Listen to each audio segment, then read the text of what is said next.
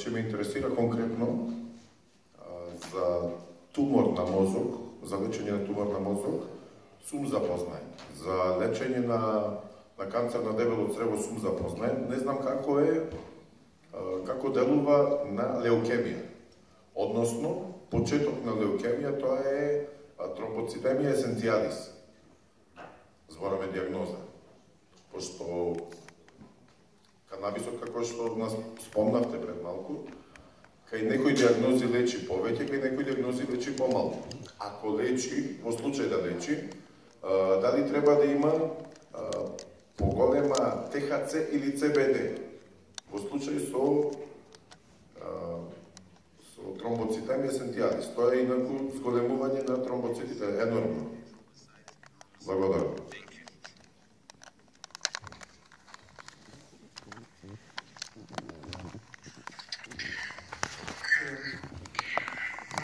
Being a medical doctor, I would like to say that we are far from дека далеку сме од добивање конкретен рецепт за третман на било каква болест со масло од канабис.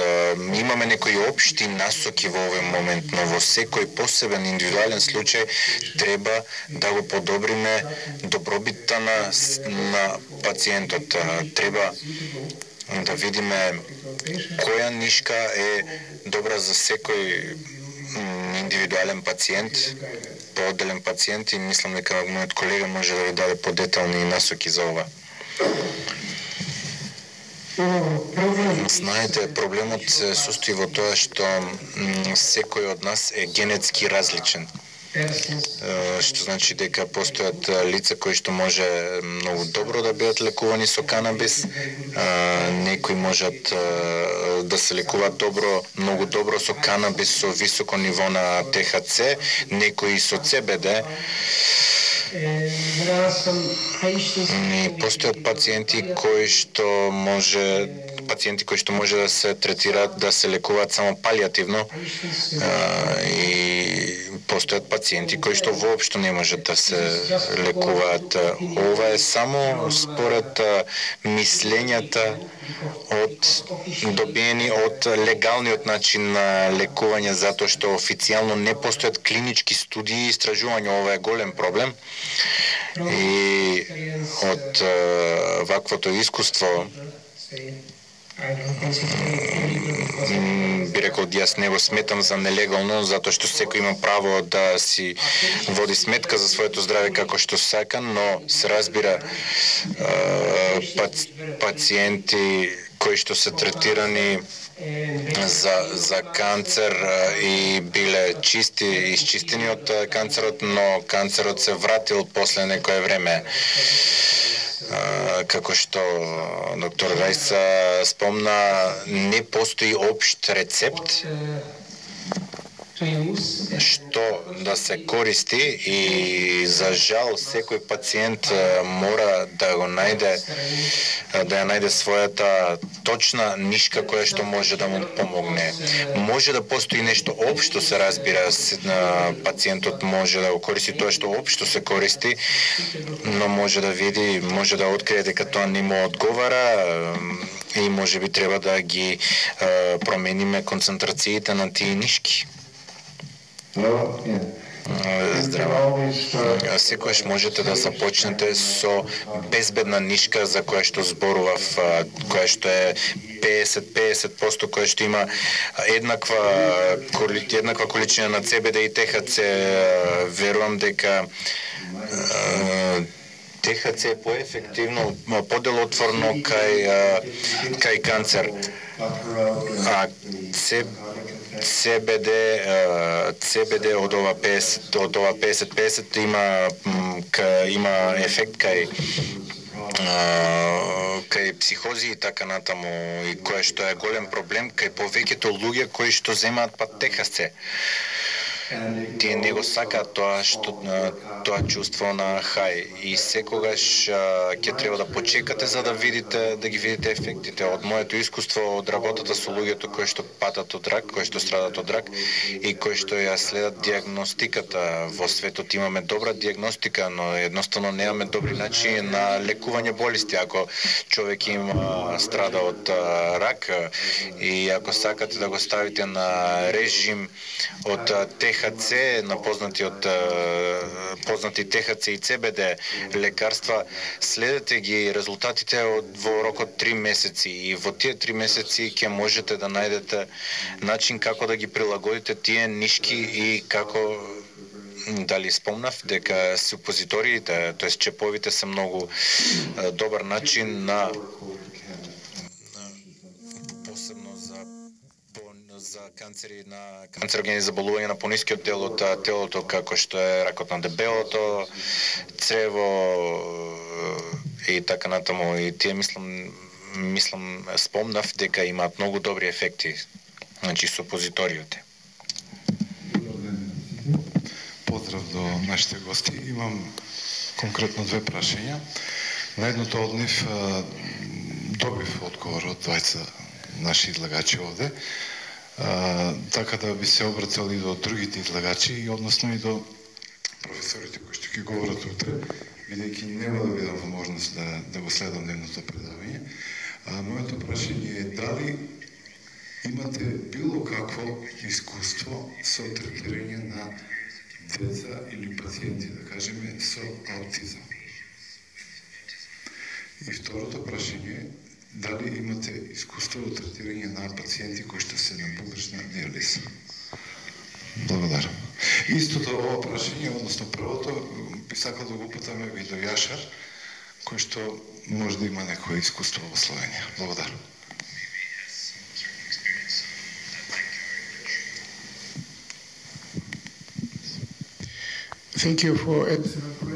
Ви благодарам за ова одлично прашање. Се обидов порано да ви дадам некои информации зборувајќи за аутизмот. Она со кое што си имаме работа тоа е едно најинтригантното расстройство воопшто во медицината. Диагностичките критериуми за аутизмот не се толку јасни, затоа што постојат многу различни видови на аутизам и некои од варијантите се појавуваат многу рано, а други варијанти се појавуваат и стануваат очигледни подоцна во текот на развојот на детето. Нашиот став е дека канабисот може да биде од помош кај некои заболувања аутистични, кај некои знаеме дека не постојат клинички студии, не постои клиничка контрола. И во Израел користиме канабис за некои деца со аутизам под специјална дозвола. Тоа не е обична дозвола, тоа е специјална посебна дозвола, затоа што најчесто најмладите деца под 8 годишна возраст, со нив мораме да бидеме многу внимателни и да знаеме во однос на тоа да научим да знаеме како да се справуваме со нив. Се изготвува еден така наречен мастер план, тоа е една програма која што ги изложува начините на кои што ќе постапуваме во иднина и треба да разбереме како да научиме како канабисот може да ги промени шаблоните на комуникација и интелектуалниот и социјален развој на детето. При изготвувањето на овој мастер план може бавно, но пополека, но сигурно да дојдеме до заклучоци за дејството на канабисот како лекарство, затоа што постојат други невролошки проблеми, моторички проблеми кај некои од децата со аутизам, може да постои и диабетис и така натаму. Затоа мора да бидеме многу внимателни кон оваа конморбидност, затоа што и треба да ја земеме во предвид, затоа што само менување на природниот, само заради самото именување на природниот тек на оваа болест. Аутизмот е варијанта, тоа не е болест. Но нема да зборувам за сега ова, но мора да бидеме многу индивидуално фокусирани, насочени. Постојат парови кои што воопшто не сакаат да користат никакви природни лекарства на природна основа и мојот одговор е дека треба да бидеме многу внимателни, но во некои случаи може да се користи канабис, но мораме да знаеме што е тоа што ќе го правиме во иднина, да бидеме одговорни во нашите совети.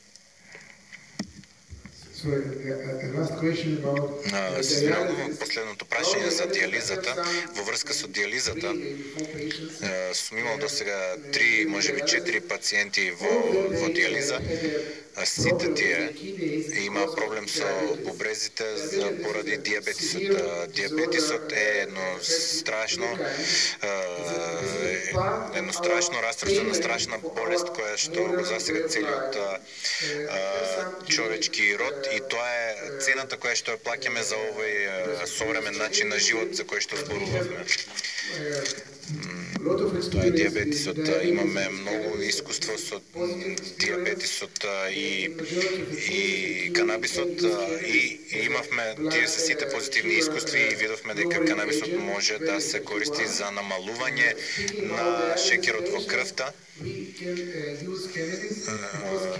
Но за пациенти во диализа можеме да зборуваме за канабисот затоа што канабисот има краткотрајно дејство и затоа е возможно да се даде канабис на пациенти во диализа за да се зголеми нивниот квалитет на живот и да се намали страдањето кое што го претрпуваат после диализата, веднаш после диализата, за виталните функции, спиењето и едноставно да го подобрат нивниот квалитет на живот и нивната добробит. Имавме 3-4 пациенти кои што ги спомнав, тие многу добро реагираа на ова. 5 пати моравме да ги промениме нишките за него и кога го најдовме тоа што може да му помогне, мислам дека ова е добар пример дека не е лесно не постои лесно решение во секој случај, но решението можно е да постои.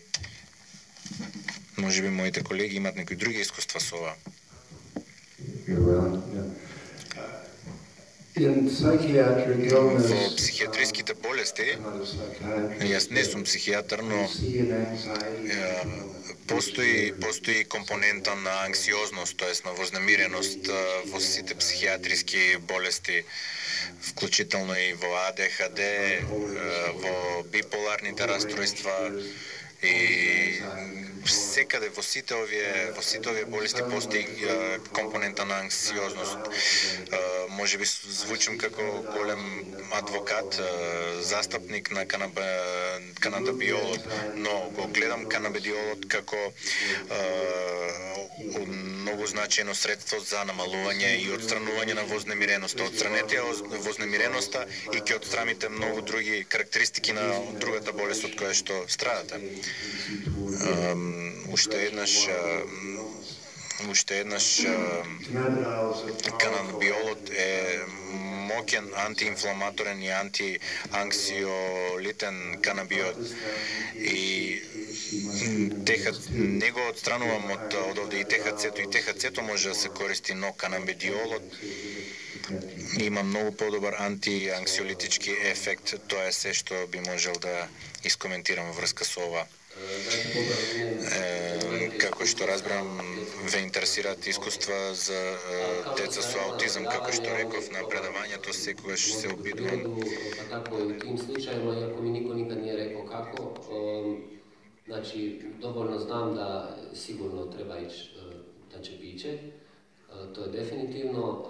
Sad, pravilo koje se tu postavlja je nema pravila. Znači, kao što si čuo prije, ljudi kažu da se neki ljudi drugčije ozivaju na THC, tako da posebno kod djece treba biti pažljiv. Ali šta je prednost, na primjer, čepića Jer ti, i ako hoćeš vrlo malu količinu da staviš djetetu, baš ne znam, 10 zrna, da jedva vidiš, teško, na primjer, to staviš, ili ako hoćeš da dupliraš tu dozu, znači da imitiraš, da budeš drugi dan dao identično, znači istu količinu neće da uspiješ, na oko barem. Zato su čepići dobri, ti možeš da napraviš omjer koji god. Makar je to 1:100. Naprimjer, ako uzmeš, ako ima neko dijete s autizmom i vrlo ga je strah, normalno ja bi savjetovao prvo da se počne isključivo sa industrijskom, gdje je puno više CBD-a i malo THC-a. To se, znači, na taj način, hoću da kažem, ne omogućavaš, mislim, ne daš dijete šta će biti biće. Jer tu je CBD koji će sigurno ono malo THC-a što ima da, kod nas kažemo u Sloveniji, povozi, da ide preko njega. Znači, da, makar jedni ljudi su osjetljivi, ja sam čak i čuo od prijatelja da kad je uzeo CBD, znači industrijsko ulje gdje je 50% CBD-a i 3% THC-a, da je bio malo šalučen. Znači, ti možeš uzeti gram, znači 1000 mg CBD-a, na primjer da kažem, to su 2 grama te industrijske, ako je 50%, i razdeliš na 100 dijelova. Znači, sa uljem od kokosa ili od kakava, i počneš prvo jedno. Na početku i svakako te male količine znaju biti pomaki, ali kao što, na primjer, sve više i više, znači, saznajemo da su one velike količine to, i ta borba nije danas na sutra, to će da traje. Znači, možda će tek pravi rezultati da počnu da se dešavaju kroz godinu. To je problem zato što nema toliko prakse. Ja mogu samo da kažem da smo imali dijete za koje su već rekli da bi davno trebalo da umre, koje je isto bilo nepokretno, i počeli smo mu kombinirati, znači kombinirao sam industrijsku plus indiku, 3 različite doze, ujutru više CBD-a, vrlo malo THC-a, popodne negdje otprilike pola-pola, i navečer više indike i malo industrijske, ali je, eto, to je za mene najtužniji slučaj. Nažalost smo izgubili to dijete, mislim, ja govorim mi kao svi mi, jedna lijepa duša je otišla, ali šta je bitno je da u tom periodu, to je trajalo otprilike 2 mjeseca ili 3 mjeseca, oba dvoje su rekli da su vidjeli pomake na djetetu.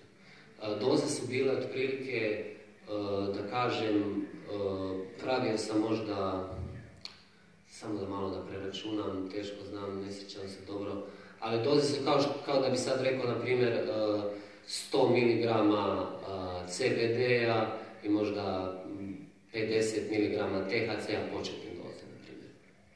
Tako nešto. I onda sam svaki put, svaka runda sam stavio malo više i CBD-a i THC-a. Onda imamo, sad smo slučaj djeteta, mislim, 26 godina ima, autizam. On, znači, nije od nas uzimao, došli su po savjete, pravit ćemo čepiće, normalno, isto kao što sam rekao, na toj kombinaciji. On je već samo sa indikom, znači sa THC-om, oni na neki način promjena, on vrlo je radostan. Smije se i ima tu neku foru i porodičnu, psuju, znači kad uzme THC, puno psuje, ali njemu to tako fino, tako uživa. I to je ono, ja mislim, što je u takvim slučajima bitno. Sad koliko se mogu ta djeca i te bolesti na neki način spasiti, ne znam, ali znam za to vrijeme da sigurno, iako možda mi koji smo normalni, kako da kažem, ili drugčiji, ne možemo da znamo kako se oni osjećaju, majka i otac to znaju po očima. I tako da, što se tiče toga, mislim da će baš kod djece i baš kod tih bolesti koji je teško dobiti povratnu informaciju, duže trajati, jer na primjer isto neko dijete koje ima sad 10 godina i autizam, koje će se liječiti možda 5 ili 10 godina i kad bude bolje, tek će onda možda sam kasnije moći isto i da kaže na kakav način mu je bilo bolje i tako dalje. Onda smo imali jedan slučaj što je došao za 3-godišnje dijete za autizam, čak je i sam rekao da je dijete dobilo autizam poslije vakcine, 3. I dolazio je neko vrijeme, isto je reklo da ide na bolje, onda je odjednom prestao da dolazi, sad ne znam zašto, možda je drugo našao ili šta ja znam. To su ta 3 iskustva koja imamo, odnosno 2 plus 1 što ćemo da imamo. To je to koliko je po mojem memoriju.